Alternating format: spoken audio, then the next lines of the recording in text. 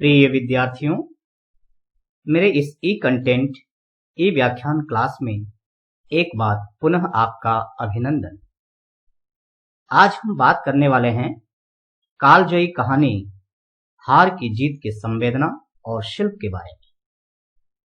यह कहानी हिंदी उर्दू के प्रसिद्ध साहित्यकार सुदर्शन द्वारा रचित है। सुदर्शन जी का वास्तविक नाम बद्रीनाथ भट्ट हैं और वे प्रेमचंद परंपरा के कहानीकार हैं। उल्लेखनीय है कि साहित्य जगत में सामाजिक कहानीकार के रूप में सुदर्शन जी की ख्याति रही है। उनकी प्रमुख रचनाओं में हार की जीत, सच का सौदा, अठन्नी का चोर, साइकिल सवारी, तीर्थ यात्रा, पत्थरों का सौदागर, पृथ्वी वल्लभ आदि उल्लेखनीय है। मुख्य धारा के साहित्य सृजन के अतिरिक्त सुदर्शन जी ने अनेक फिल्मों की पट्टकथा और गीत भी लिखे हैं। हार की जीत इनकी पहली कहानी है।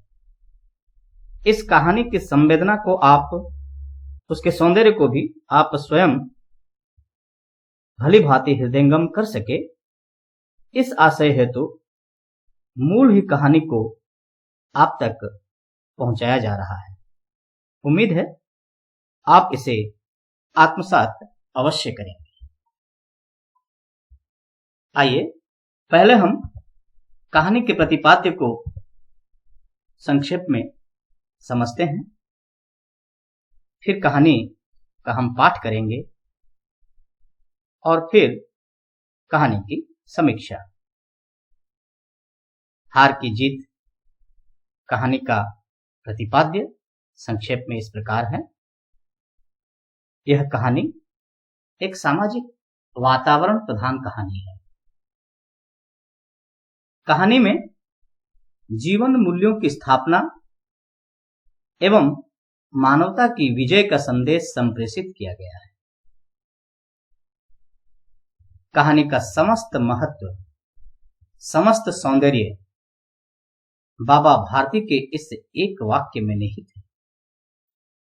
लोगों को यदि इस घटना का पता लग गया तो वे किसी गरीब पर विश्वास न करेंगे। उदात्त हृदय बाबा भारती एवं डाकू खड़क सिंह समाज के दो विरुद्ध चरित्र वाले पात्रों के सृजन में कहानीकार की सुधारवादी, उनकी आदर्शात्मक दृष्टि परिलक्षित होती है। संवेदना और शिल्प दोनों ही धरातल पर यह एक सफल कहानी है। आइए अब हम कहानी हार की जीत का पठन करते हैं। मां को अपने बेटे और किसान को अपने लहलहाते खेत देखकर जो आनंद आता है, वही आनंद बाबा भारती को अपना घोड़ा देखकर आता था। भगवत भजन से जो समय बचता, वह घोड़े को अर्पण हो जाता। वह घोड़ा बड़ा सुंदर था, बड़ा बलवान। उसके जोड़ का घोड़ा सारे इलाके में न था। बाबा भारती उसे सुल्तान कहकर पुकारते, अपने हाथ से खरहरा करते, खुद दाना खिलाते और देख देख कर प्रसन्न होते थे। उन्होंने रुपया, माल, असबाब, जमीन आदि अपना सब कुछ छोड़ दिया था, यहाँ तक कि उन्हें नगर के जीवन से भी घृणा थी। अब गांव से बाहर एक छोटे से मंदिर में रहते और भगवान का भजन करते। मैं सुल्तान के बिना नहीं रह सकूंगा, उन्हें ऐसी भ्रांति सी हो गई थी। वे उसकी चाल पर लट्टू थे। कहते हैं कि ऐसा चलता है जैसे मोर घटा को देखकर नाच रहा हो। जब तक संध्या समय सुल्तान पर चढ़कर 8-10 मील का चक्कर न लगा लेते, उन्हें चैन न आता। खड़क सिंह उस इलाके का प्रसिद्ध डाकू था। लोग उसका नाम सुनकर कांपते थे। होते होते सुल्तान की कीर्ति उसके कानों तक भी पहुंची। उसका हृदय उसे देखने के लिए अधीर हो उठा। वह एक दिन दोपहर के समय बाबा भारती के पास पहुंचा और नमस्कार करके बैठ गया। बाबा भारती ने पूछा, खड़क सिंह, क्या हाल है? खड़क सिंह ने सिर झुकाकर उत्तर दिया, आपकी दया है। कहो, इधर कैसे आ गए? सुल्तान की चाह खींच लाई। विचित्र जानवर है, देखोगे तो प्रसन्न हो जाओगे। मैंने भी बड़ी प्रशंसा सुनी है। उसकी चाल तुम्हारा मन मोह लेगी। कहते हैं देखने में भी बहुत सुंदर है। क्या कहना, जो उसे एक बार देख लेता है उसके हृदय पर उसकी छवि अंकित हो जाती है। बहुत दिनों से अभिलाषा थी, आज उपस्थित हो सका। बाबा भारती और खड़क सिंह दोनों अस्तबल में पहुंचे। बाबा ने घोड़ा दिखाया घमंड से। खड़क सिंह ने देखा आश्चर्य से। उसने सैकड़ों घोड़े देखे थे, परंतु ऐसा बांका घोड़ा उसकी आंखों से कभी न गुजरा था। सोचने लगा, भाग्य की बात, ऐसा घोड़ा खड़क सिंह के पास होना चाहिए था। इस साधु को ऐसी चीजों से क्या लाभ? कुछ देर तक आश्चर्य से चुपचाप खड़ा रहा। इसके पश्चात उसके हृदय में हलचल होने लगी। बालकों किसी अधिकता से बोला, परंतु बाबा जी, इसकी चाल न देखी तो क्या देखा? बाबा जी भी मनुष्य ही थे। अपनी वस्तु की प्रशंसा दूसरे के मुख से सुनने के लिए उनका हृदय भी अधीर हो गया। घोड़े को खोलकर बाहर गए। घोड़ा वायु वेग से उड़ने लगा। उसकी चाल को देखकर खड़क सिंह के हृदय पर सांप लौट गया। वह डाकू था और जो वस्तु उसे पसंद आ जाए उस पर वह अपना अधिकार समझता था। उसके पास बाहुबल था और आदमी भी। जाते जाते उसने कहा, बाबा जी, मैं यह घोड़ा आपके पास न रहने दूंगा। बाबा भारती डर गए। अब उन्हें रात को नींद न आती। सारी रात अस्तबल की रखवाली में कटने लगी। प्रतिक्षण खड़क सिंह का भय लगा रहता था, परंतु कई मास बीत गए और वह न आया। यहां तक कि बाबा भारती कुछ असावधान हो गए और इस भय को स्वप्न के भय की नाई मिथ्या समझने लगे। संध्या का समय था। बाबा भारती सुल्तान की पीठ पर सवार होकर घूमने जा रहे थे। इस समय उनकी आंखों में चमक थी, मुख पर प्रसन्नता। कभी घोड़े के शरीर को देखते, कभी उसके रंग को, और मन में फूले न समाते थे। सहसा एक ओर से आवाज आई, ओ बाबा, इस कंगले की सुनते जाना। आवाज में करुणा थी। बाबा ने घोड़े को रोक लिया। देखा, एक अपाहिज वृक्ष की छाया में पड़ा कराह रहा है। बोले, क्यों, तुम्हें क्या कष्ट है? अपाहिज ने हाथ जोड़कर कहा, बाबा, मैं दुखियारा हूं, मुझ पर दया करो। रामावाला यहां से 3 मील है, मुझे वहां जाना है। घोड़े पर चढ़ा लो, परमात्मा भला करेगा। वहां तुम्हारा कौन है?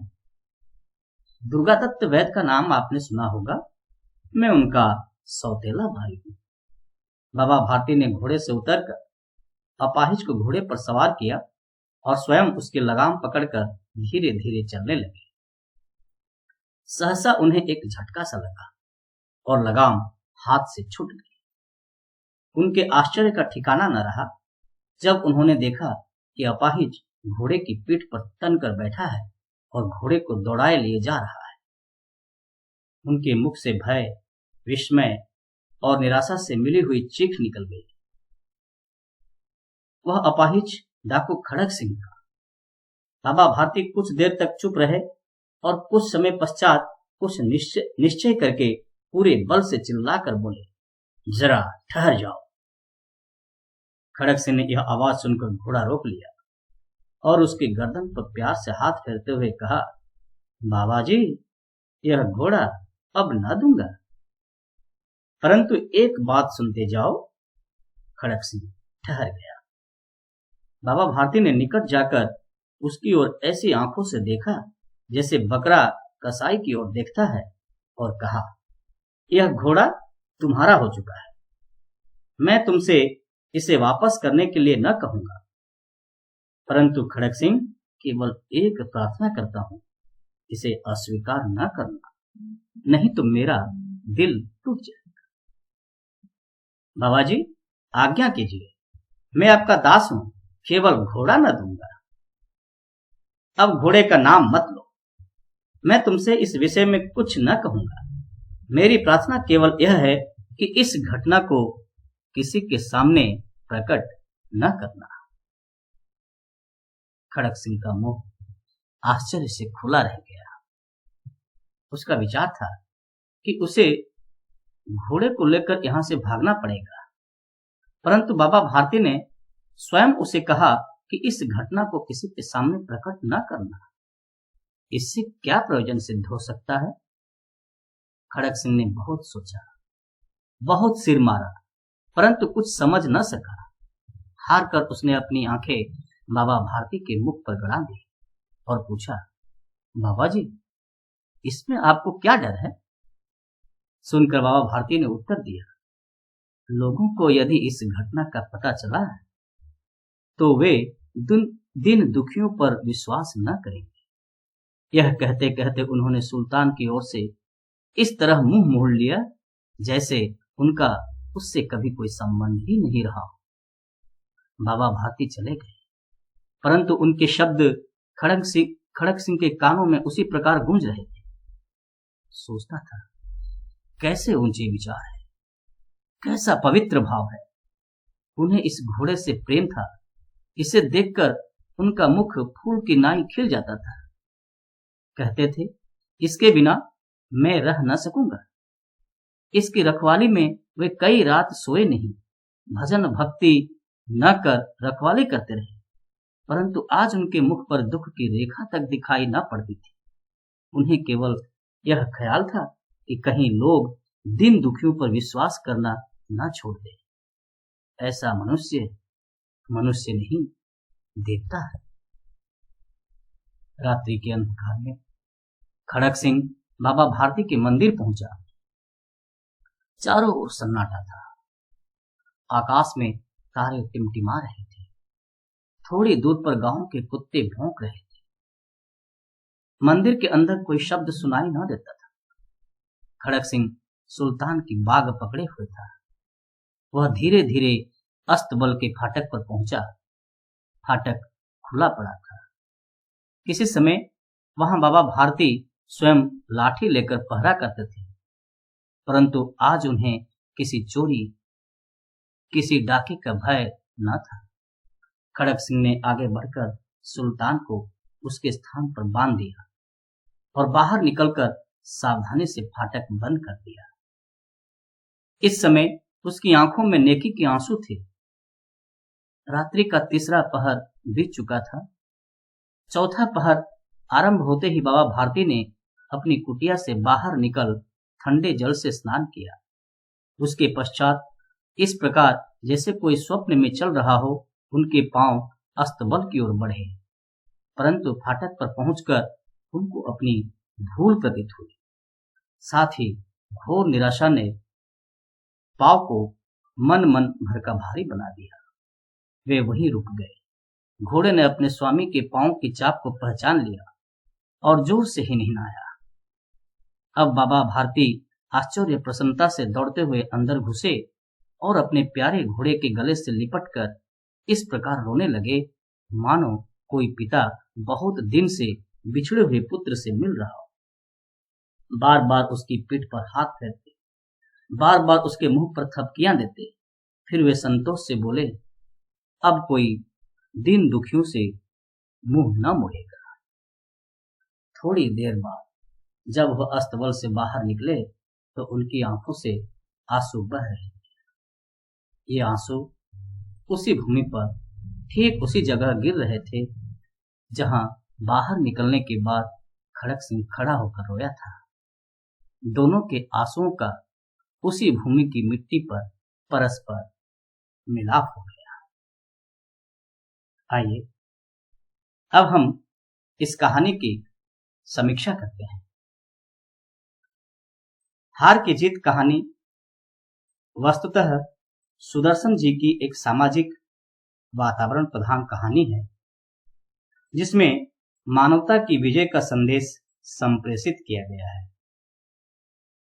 कहानी में एक यथार्थवादी वातावरण में बाबा भारती की भावनाओं का कलापूर्ण चित्रण बहुत ही सुंदर और आकर्षक बन पड़ा है।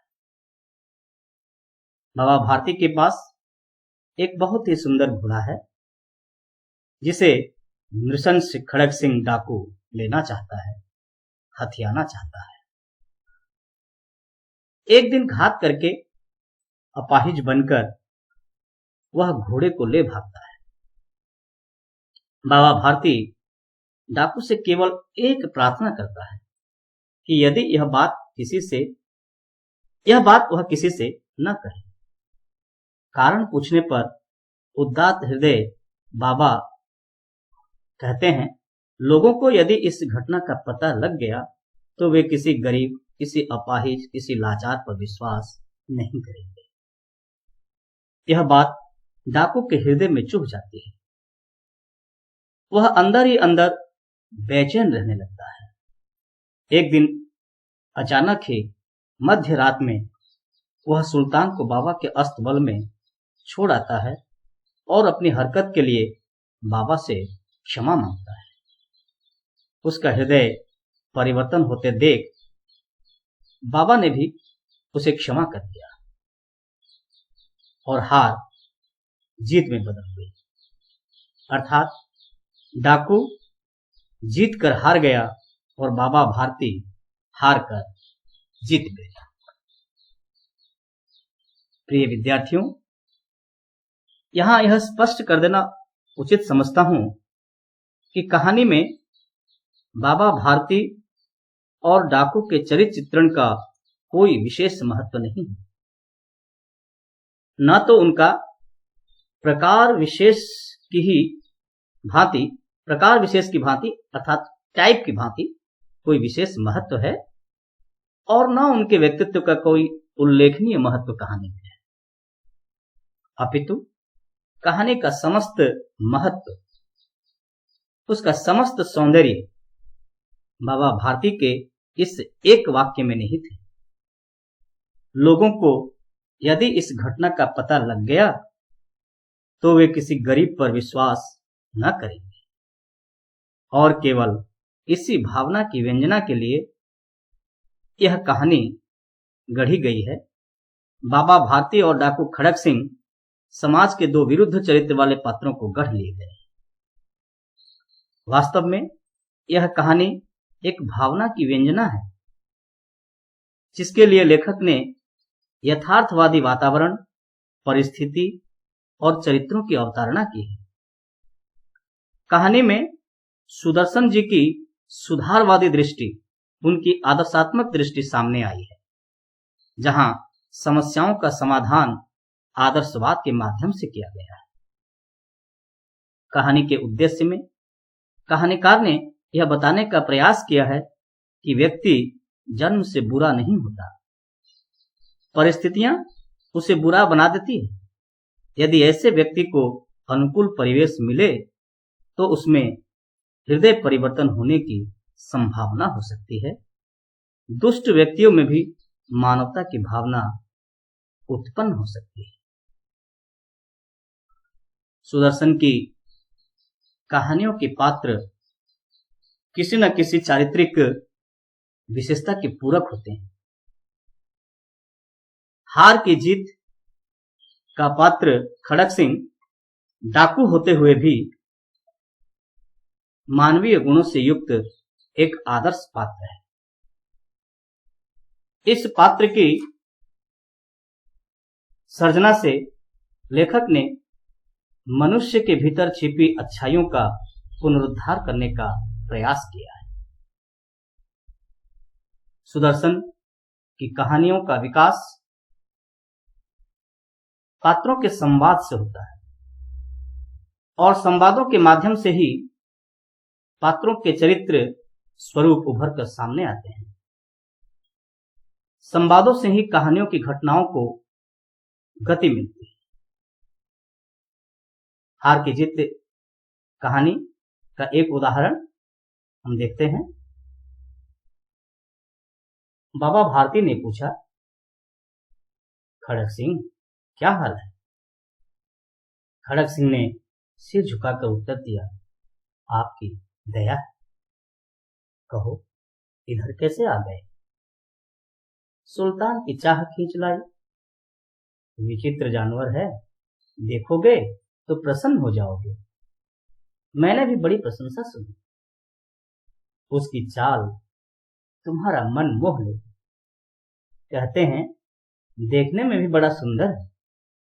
क्या कहना है, जो उसे एक बार देख लेता है उसके हृदय पर उसकी छवि अंकित हो जाती है। कहानी की भाषा सरल एवं सहज है। पात्रों द्वारा किए गए संवादों के शब्द उनकी योग्यता के अनुरूप हैं। मुहावरों और कहावतों का प्रयोग यथास्थान सुंदर बन पड़ा है। कहानी में जीवन मूल्यों की स्थापना सुदर्शन जी का परम लक्ष्य है। अतः इनकी कहानियों में उद्देश्य निष्ठता और सर्वत्र प्रेरणा के स्रोत प्रवाहमान दिखाई देते हैं। आलोच्य कहानी के अंत में डाकू के हृदय परिवर्तन द्वारा मानवता की विजय का संदेश संप्रेषित किया गया है। कुल मिलाकर यही कहा जा सकता है कि संवेदना और शिल्प दोनों ही दृष्टियों से यह एक सफल कहानी है। आसपास की जिंदगी से गृहीत वर्ण्य विषय, सीधी सादी भाषा, सरल संक्षिप्त कथोपकथन और पात्रों के कायिक एवं मानसिक क्रियाकलाप के द्वारा कहानीकार ने अपने तथ्य का हृदय संवादी चित्रण किया है।